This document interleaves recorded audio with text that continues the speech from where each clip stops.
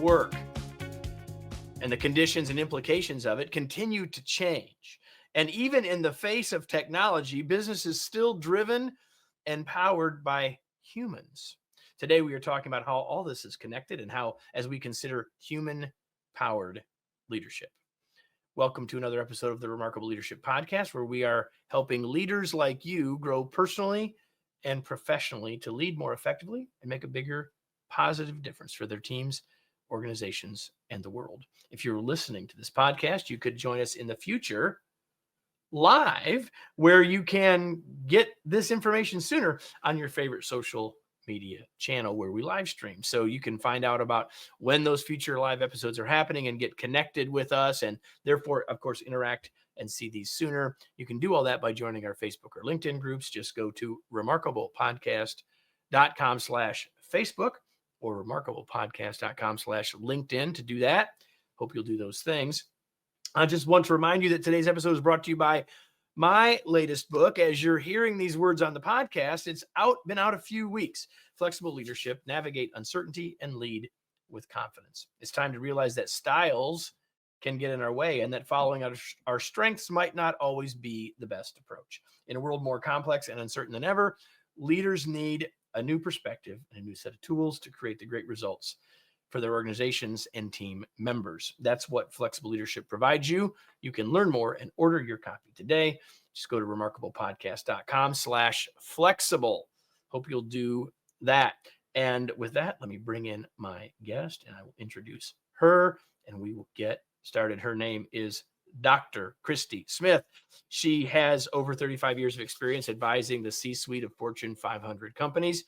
She's the founder of the Humanity Studio, a research and advisory institute dedicated to improving the way we live by revolutionizing the way we work. She has held global leadership positions at Deloitte, Apple, and Accenture as a highly respected expert in leadership, talent development, organizational design, workforce management, change management, and executive team performance. She's a speaker on business strategy, leadership and culture, DEI, people analytics, and the impact of workforce technologies and AI. She earned her doctorate in clinical social work with a focus on leadership and culture from New York University.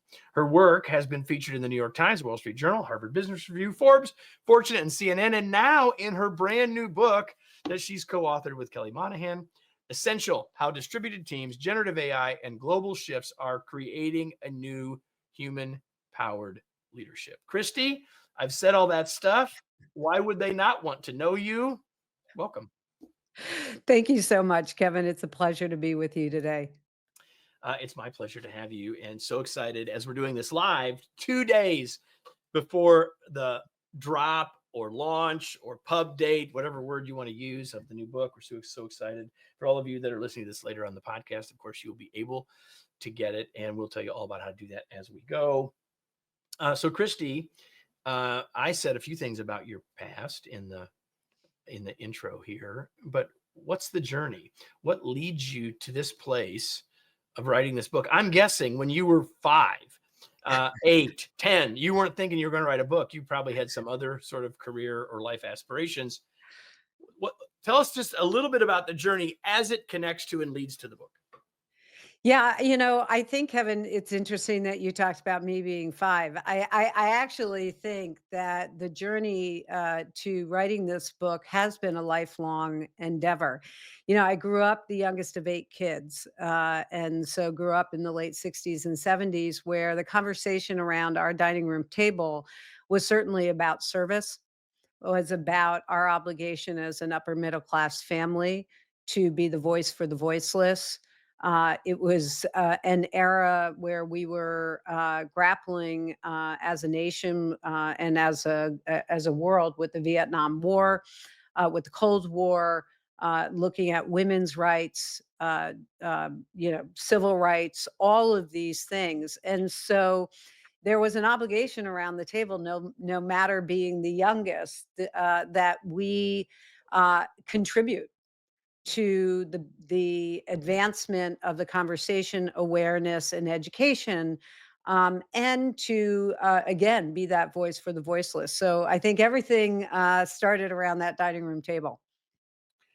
That's one of the, I've asked that question now 400 and some times, and I don't know anyone has given me a more direct through line than that. So that's Yeah. really very cool. So, all right, if in some ways I kind of putting words in your mouth here, but Sure. if in some ways your whole life has led up to this book, Yep. why now? Like there's stuff in the subtitle, distributed teams, generative AI, global shifts, but why now? Why this book? Yeah, I mean, I think that now is because of the gift of time. I, left the corporate world last August. And, my entire career, as I've said, has been in the pursuit of helping others be excellent. As a consultant, certainly as a vice president at Apple, my work has been about what are the systems I'm part of as an organization, those systems I've been invited into, and organizations I've been invited into as a consultant, and to make them better. Now, I think we are at an unusual time in our world today, and looking at the culmination of issues that leaders are facing and that employees are facing with war in Europe, in the Middle East, with socioeconomic and political pressure, with a skills shortage, with employee engagement at an all-time low. Multiple things are, and technology, of course, these things are impacting the way work gets done, and the humanity in the workplace like they've never been before. And so Kelly and I really felt that there was no definitive book out there talking about the totality of these issues on leadership.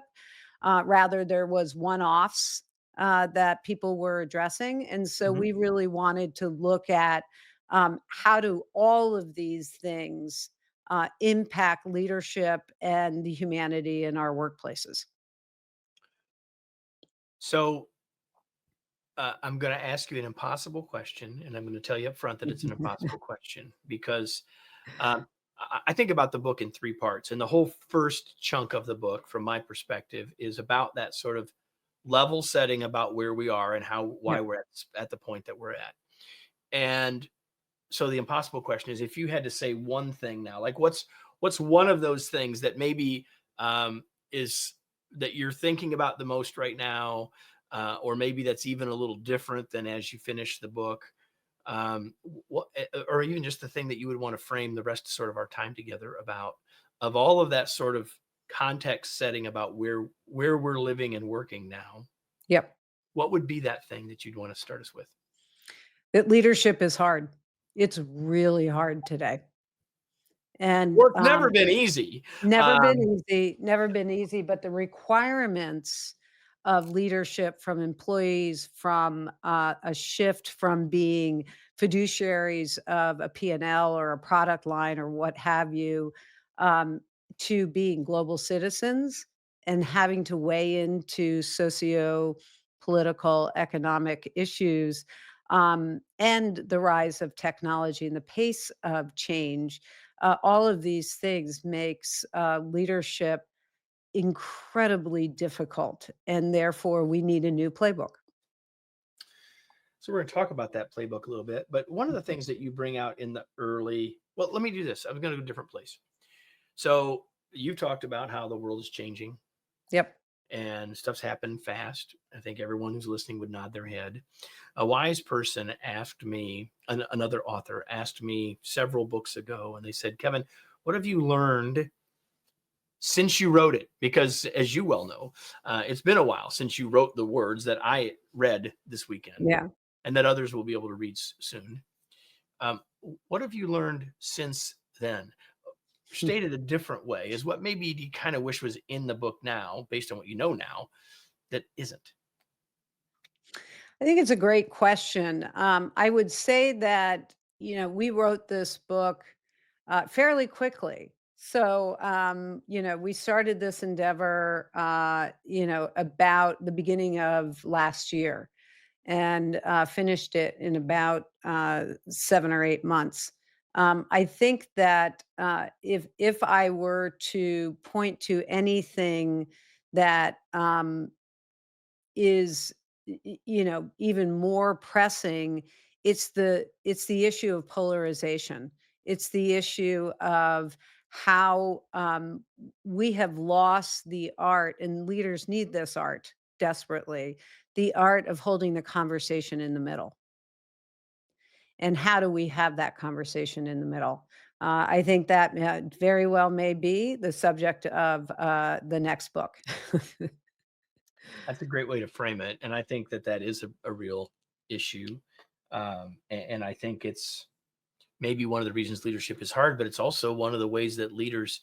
I'm a big believer that nothing positive happens in the world without someone leading us there, and there's no Yeah. reason why those of us listening can't be among those leading us to that place of being able to have a conversation in the middle, and even being able to have a conversation if we know our politics, for example. That's not the only Mhm. thing we're polarized about. That where we might know our politics are different, and yet we can still even have a conversation. Period, which in Yeah. many cases has been a challenge, I think, for a lot of folks. So I Well, love and I just might add, civil discourse, and 100%. underscore civil is, something that I think, really does fall on the shoulders of, the private sector and leaders in the private sector, as leaders have really moved, as I said, from that kind of shareholder fiduciary responsibility to more global citizens. We are looking for leaders everywhere in our society today, and we are looking for leaders most notably in business to help us navigate sociopolitical and economic conditions. And so therefore, I think that makes leadership really hard. But I also think it requires this ability to hold civil discourse and have conversations that are fundamentally different than we're having in a much more broader sense in a polarized world. I love that. I'm going to shift gears a little bit and Sure. say and take us to another place. One of the things that I believe that you believe is that in some ways we're living in a modern renaissance. And I'd love for you to say a little more about that, because so far we've been sort of saying, "Hey, it's hard. Hey, it's difficult. Hey, look at all these challenges." And yet, if when I hear that idea, that feels very hopeful Yeah. to me. So, first of all, do I have this right? And then, secondly, what does that mean, and why do you say it? Well, it's a wonderful question because we even in the book start the book out with historically how the Black Plague led to the Renaissance in Europe with the appreciation of putting humans at the center, art, the sciences, music, all of those things were born out of this tragedy of the Black Plague. And so we, talk about that parallel of coming out of COVID and the Renaissance period that we, have had with the refocus on humans and humans at work, how, when, and where we work. What are the tools and the innovations? What's the appreciation for art, music, that kind of thing that Steve Jobs so beautifully talked about when he started Apple, which is the intersection of art and science, right? How do we bring Mhm. those things together? And I think early on, post pandemic, we were very much focused on humanity at the center of the arts and sciences. And so, this book is really looking at okay, so given, yes, given um, the reality of this renaissance and with the pace of change and the pace of technology and the pace that we are moving in terms of growth and human need, right? How do we um, how do we all emerge as leaders that can covet that and can nurture it? We're going to talk about some of the ways that we can do that in a minute. Before we get there, though, in the chapter where you're talking about sort of the digital stuff, Mhm. the generative AI stuff, you make a you write the two of you write something which I really like, and I'm going to read it and let you comment on it. And it also it you use a word gray collar, so I'm going to ask you Yep. to describe that. I don't think everyone may know what that is, but let me read the quote first because it's under everybody the subtitle of the section called Centering Humans in the Digital Age. And they write, in other words, to stay ahead of the digital age, leaders must not only will not only have to upskill workers, especially those considered gray collar, but redefine what it means to engage a workforce with increased say and growing expectations for leaders themselves. Mhm. So there's quite a bit we could unpack there. So start by telling everyone what you mean by, again, gray collar. Maybe not everyone quite understands that. I think that's useful in and of itself. And then let's Yeah. unpack that idea a little bit more. So we've always talked about our workforce in two extremes, right? Blue collar workers who are healthcare workers, plumbers, electricians, those people who are really doing manual labor. And then we've talked about white collar workers who are in our offices, who are knowledge workers, who are more analytical, what have you, may be very technically inclined, obviously, with the rise of technology and innovation. But we've really talked about only two segments of our population. What we wanted to do was introduce a third population that overlaps on both, which is what we call gray collar workers. And gray collar workers are those individuals who have to kind of borrow from both of those extremes in order to get their job done. So if you look at, let's talk about automotive, for instance, and you look at automotive workers, even when I go get an oil change or a checkup on my car, that individual needs to understand the electronics within my car like they've never had to understand Right. before in order to reset, recalibrate, all of those types of things. They are using technology and in some cases AI, right, to understand the machine. The same is true for, and we would call that gray collar workers. That requires a whole different set of education. Um, for white collar workers, they need to understand how things work fundamentally differently and the technologies that exist today. I mean, when we looked at research where we looked at thousands of senior leaders who said, yes, technology is going to change everything. And we know we need to meet this time and that change today. Only 25% of those leaders were even considering doing something about it Right. because the technology is intimidating. So, this notion of a third category of worker in our society called a gray collar worker is growing. We need the educational and skills development infrastructure. Skills are outpacing today our educational systems, and traditional employment models for learning and development simply can't adapt. Yeah, I would argue that that's where all of the job growth is, right? And all the conversation about reskilling, upskilling, what are the jobs going Mhm. to be in the future? They almost all fall in there, as Mhm. opposed to in the pure white collar, pure blue collar. In fact, I That's think right. of almost everyone that I know, and most all of our clients, and the folks on their in their organizations. I find it hard at this point to identify very many people who are truly blue collar. Right. Um, and I think that's, it's like anything else. There's gradations, but I think that point alone is really important for us to get as leaders to figure out and to understand. And I mean, I was having a conversation with a client 30 minutes, Christy, before we started, and we were talking about sort of two parts of the organization kind of in this sort of, well, white collar, blue collar. They didn't use Yep. that language. And yet those distinctions become less and less important when we start to realize how much is really happening in the middle, That's if you right. will. I love That's that. right. So I want to shift gears. You talk in the, I said there's sort of three parts to the book, in my opinion.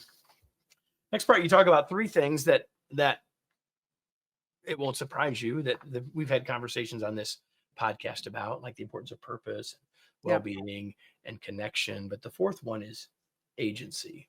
Yep. And I'd like to talk about that one, even though all of it is important. I'd like to talk about agency as it relates to how people are feeling about. Oh, first of all, before I go there, when I say the word agency to you, Mhm. uh, as a human powered leader, what should we be thinking about as it relates to agency? Let's just start there. Yeah. I think that we should be thinking about empowerment.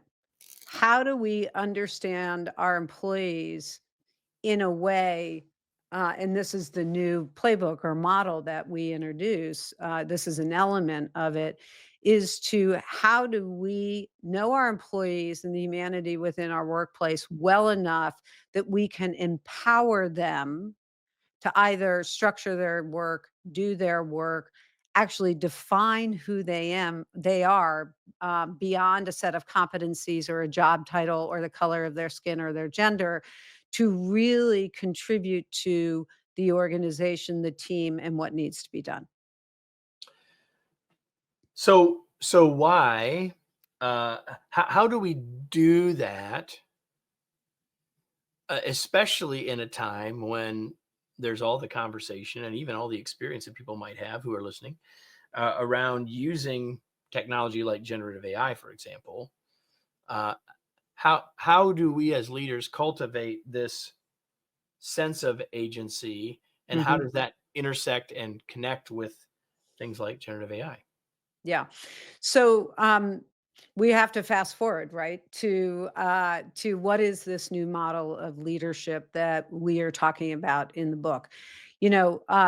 Most of the listeners who are listening to this understand this concept of emotional intelligence, which is this idea, and we see lots of leaders talking about this today, this idea of understanding myself and the attributes I need to create for myself as a leader. It's an internal job, things like empathy, compassion, transparency, all of those things.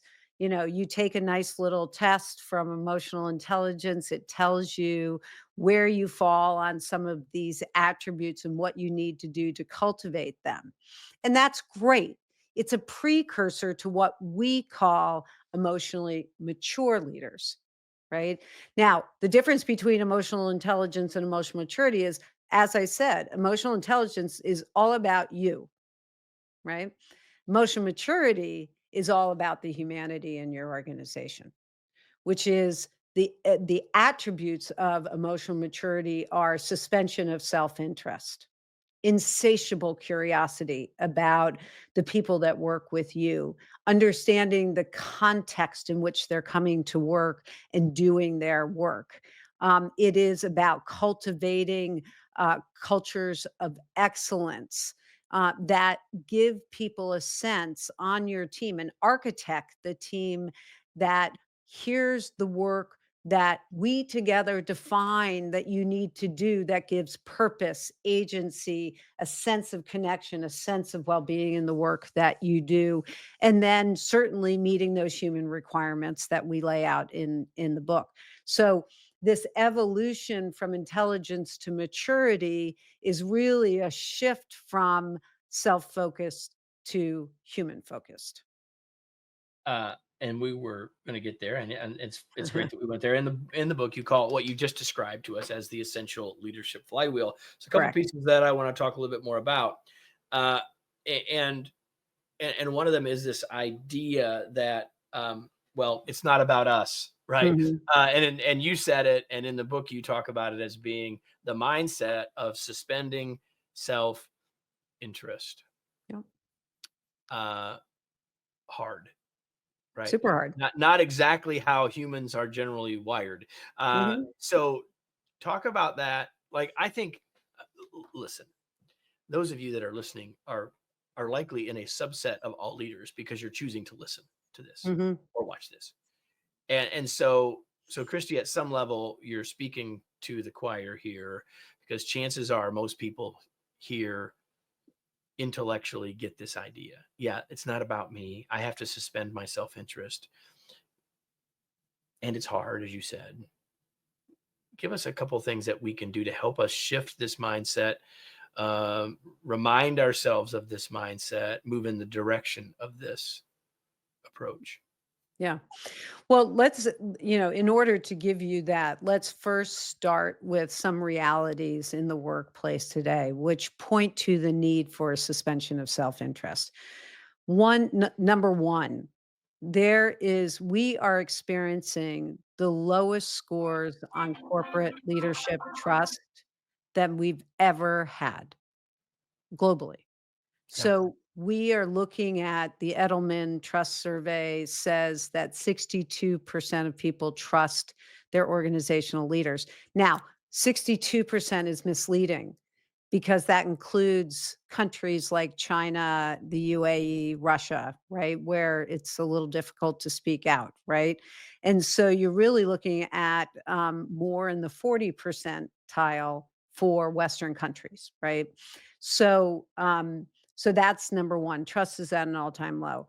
Number two, we are looking at an epidemic of employee disengagement that's costing us $8.8 trillion a year. Now, if you put that 8.8 trillion into context, that's like saying the combination of annual revenue of Microsoft, Apple, and Amazon together a year, plus $322 billion dollars of mental health issues that we're paying for, and burnout with employees a year. So we've got an economic crisis boiling as a result of this, right? So if that is the precursor, lack of trust, lack of engagement, when we examine are those things happening, it's because leaders only care about themselves. Right? That it's about their productivity number, it's about their revenue number, it's about their bonus, and we all know leaders like this. Now, I'm not vilifying that. That is human nature. It's how we were all raised in our organizations. I get it, right? What's going to be my bonus at the end of the year? What's going to be my rating at the end of the year? How am I going to take care of my own? Those are very natural things. However, they don't meet the time that we're in today because of those economic realities that I just talked about. So, this notion of what we used to call servant leadership, this notion of suspension of self interest so that I can understand my team and my employees to such a point where I'm structuring the work and architecting how we get that work done so that we meet better productivity goals, that we meet better revenue goals, that when I suspend self interest and am invested tirelessly in our people, all the rest will come. Yeah, it's the other way. It's the other way. I The got to other get way mine, around. and then it's the other way around, and then everyone can win. The Correct. other thing that, I just love the phrase that you use, and before we started the before I hit the record button here, you were asking me about my new book, and I said there's one thing in your book that is a really close connection to what I've written about in flexible leadership, and it's this idea of context. And you talk Yeah. about it. The two of you talk about it as contextual competency. And Yeah. I love that frame for it. So say a little bit more about it, because I'm with you that the context in which we lead matters a huge amount. Really, that's what this whole conversation has been about. That's right. And that's true at the macro level. It's also true at the micro level. And I do believe it's a competency. So say a little bit more about what you mean there. Well, I think that you're right about the micro and the macro, right? When I started and we started talking about how difficult leadership is, well, let's look at the context of leadership today in the world that we live in. It's got all of those headwinds that Right. we have already talked about. But if you think about on the micro level, I mean, Kevin, I am sure you and I are of the same age when we entered into the workplace where we had to check our humanity at the door. You came to work, you didn't talk about life, you didn't talk about what was happening outside work. You came and you did your job and you did it with excellence, and that was it, right? That is not the world we live in today. So understanding the context in which people, and this is where insatiable, it's tied to insatiable curiosity, understanding the context in which people are coming to work to do their work and why they may be working with one hand tied behind their back, whether that is because they are dealing with childcare, elder care, a divorce, a child with autism, whatever it is, we come to work, right, within a context of what's happening in our lives. Now, do we have to disclose all of that and bare our soul to our leaders? No.